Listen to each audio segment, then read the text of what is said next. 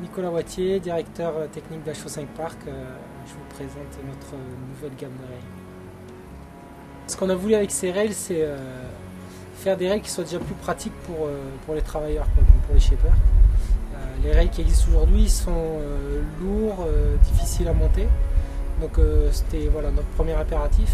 Et le deuxième impératif, c'était de faire des rails qui soient sécurisés avec une parfaite surface de glisse, sans jonction, sans risque d'accrochage.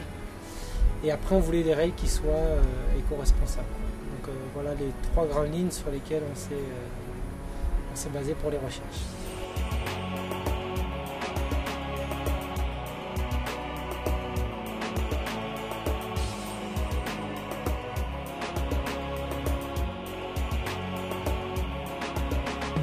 Pour le côté éco-responsable, la priorité ça a été les matériaux déjà.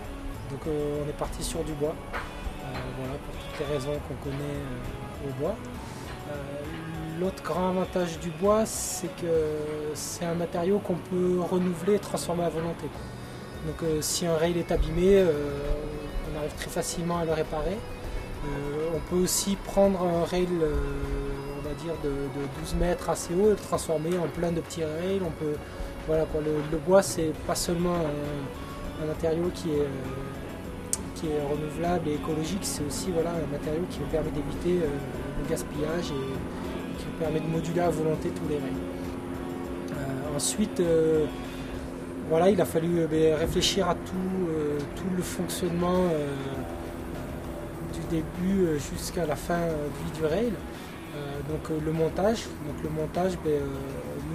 on utilise un petit atelier, quoi, qui ne consomme pas beaucoup d'électricité, des petits outils. Ensuite, pour la fin de vie de rail, comme on vous dit, on essaie de récupérer les rails qui ne sont pas transformés par la station. Donc quand la station veut se débarrasser de ces rails, elle nous appelle et nous on récupère tous les matériaux, on les retransforme. Donc tout au long de la chaîne de vie du rail, on essaie d'optimiser pour éviter le gaspillage et les dépenses d'énergie inutiles.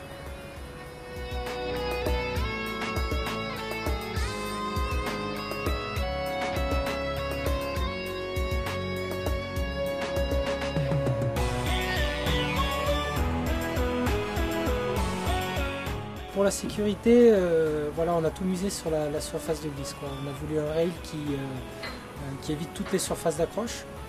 Donc la plupart des rails aujourd'hui s'emboîtent les uns dans les autres, et puis avec le vieillissement il y a des jeux qui se font, et puis la surface de glisse au bout d'un moment peut être dangereuse, quoi. Il suffit que les décalages se fassent dans le mauvais sens de la glisse, et là on peut venir se bloquer et puis voilà, se mettre une grosse gamelle.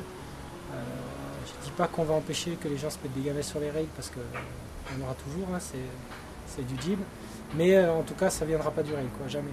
On a inventé un système de jonction et d'emboîtement de rail qui est réglable, contrôlable, et qui en fait évite que le vieillissement se fasse dans le mauvais sens de la glisse, quoi. Voilà. S'il y a un défaut qui doit venir avec soit un choc, soit le vieillissement tout simple du rail, il sera toujours dans le bon sens de la glisse, et il n'y aura jamais un blocage qui pourra se faire à cause du rail, quoi, sur cette surface de glisse.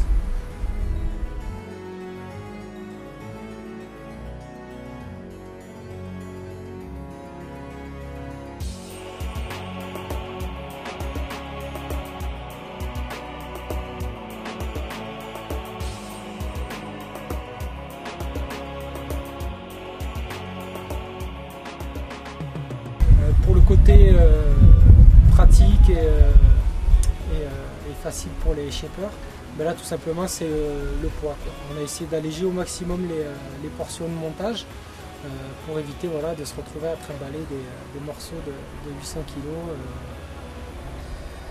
comme on peut à l'arrache dans la neige en pleine nuit. Donc là voilà, c'est des petites portions de bois qui se démontent toutes dans tous les sens, et du coup à deux personnes on peut arriver à monter son rail sans avoir à forcer, sans se casser le dos, et du coup ça facilite toutes les étapes, quoi. Ça facilite le stockage, les transports, le montage, et plus de soucis de risque voilà, de basculer tout simplement dans la machine avec un rail super lourd sur le dos ou des choses comme ça.